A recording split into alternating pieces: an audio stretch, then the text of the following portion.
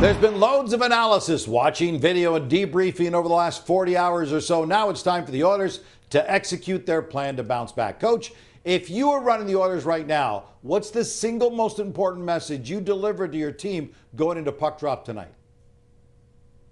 Well, the biggest message is play like the way we did in the first two periods. And if we do that, we're a better team. We controlled the game, we controlled the flow of the play, and we took their best and we gave it back to them. That's the message. And the other message would be, hey, we can't implode by taking dumb penalties in the third period, and don't let them on the power play. If we did that, I'd feel really confident about going into tonight's game, saying, boys, it was game one. If we came out of here with a split and we now know how to beat these guys and what not to do, I think we could do it.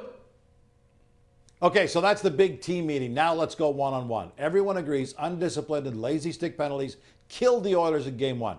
Do you pull guys like Kane and Perry aside and talk to them, or are they smart enough and experienced enough to know that they can't do that again?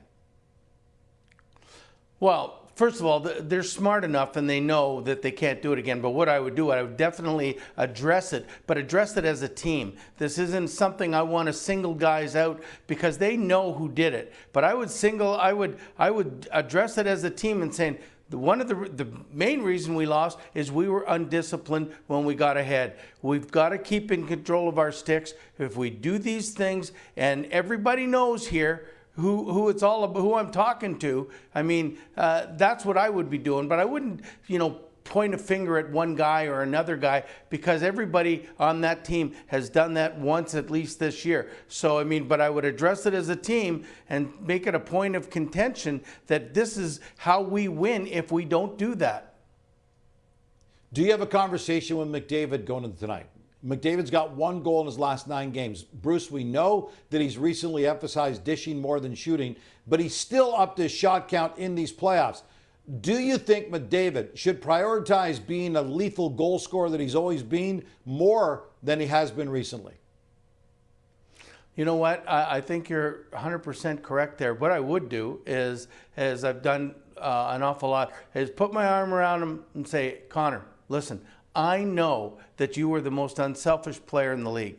And I said, but for us to win, you have to start shooting and keep shooting. Get 5-6 shots on goal a game, because it'll have two effects. One, they will start taking you seriously as a shooter, and that will open it up to other guys. And you're the best passer in the league, so it'll have a dual effect. You can shoot, then you can pass. Now everybody's expecting you just to pass. So I mean, they're almost not letting you make those passes and forcing you to shoot, and you're trying to force passes into areas that they're not. So if I'm you, Connor, just shoot the puck, and then when they start playing you, then you dish it off. It'll have two effects, and it'll both be great for us. But it's interesting, Bruce, because the stat that seems to stand out to me is McDavid does indeed lead these playoffs with shots on goal. So he is putting the puck on net. It's not going in for him.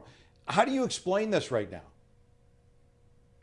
Well, I don't think there's much of an explanation, but what you can't do is just get frustrated and stop shooting. This is what he's got to do. And he keeps shooting and shooting and shooting, and eventually they're going to go in the net. Don't get frustrated is the biggest thing for me. Just because you're leading the, we've all gone through stretches in hockey where we shoot the puck and it doesn't go in the net. Then the next thing you know, you get 4 shots and you get 4 goals. So, I mean, if I'm Connor McDavid, don't get frustrated. Keep shooting the puck. Eventually it's going to go in. It opens everything else up for everybody, and it's better for the Edmonton Oilers. Okay, I know the Oilers and the Stars can't do this, but I'm going to ask you to do this. Looking down the road, the Panthers are crushing the Canes in the East. They outscored Carolina 10-2 in the first 2 games of the series, both of them in Carolina. If the Panthers keep rolling the way they are, how do you think they match up against the Oilers or Dallas, whoever comes out of the West? Well, hey, let's face it. both the Oilers and Dallas are a much better team than Carolina. Carolina won in the weakest division in the league here, and they're gone as far as they can go. They're going to put, a big foot forward for the first period in the next game. But Florida is just a much better team, as was the Atlantic Division, was a much better division than the Metro Division. But now we're talking a different kettle of fish here when we start going into the West. The West overall is better than the East. I think whichever team comes out of the West is going to give them a much better effort, a much better game, and will be much closer to the level of Florida than Carolina is right now. So, I mean, to me, Carolina's got one more period, and that's the first period of the next game. But after that, it's Florida better get ready, because whoever comes out of the West is going to be a much tougher test than the one they're having right now. We can have fun with projections like that, but right now the Oilers have to focus on the task at hand, stay out of the box, get some better goaltending tonight, and come out of Dallas with a split going home.